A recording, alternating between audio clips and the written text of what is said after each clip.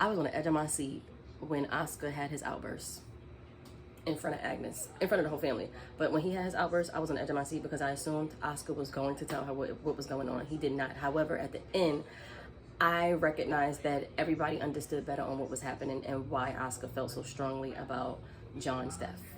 As far as Marion, I'm here for Marion. It's one and done.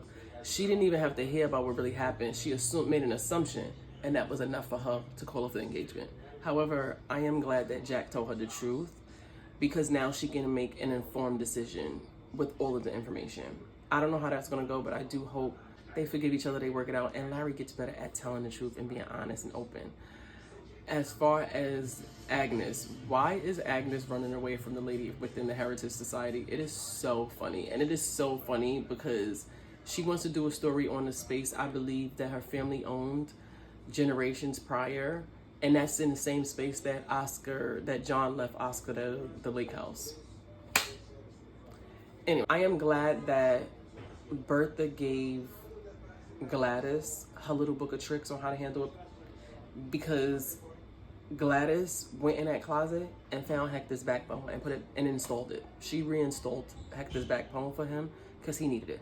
His sister does need to have fun. She needs to go find something else to do, because at the end of the day, y'all made a decision, but now it panned out. Your family is saved. However, your brother is happy.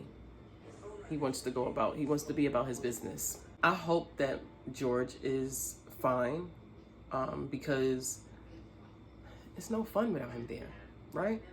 However, I know Clay has something to do with that. And I knew Clay had something to do with those mines, because it felt like he was rushing Mr. Russell to settle those mines anyway a few episodes ago.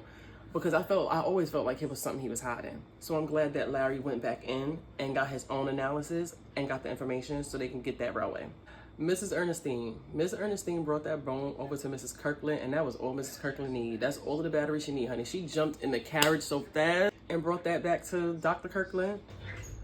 At the end of the day, I don't really think Dr. Kirkland is as bothered. I think it bothers because his mother heard about it first, and it's hard for him to package it to her. So that's where I think the problem is.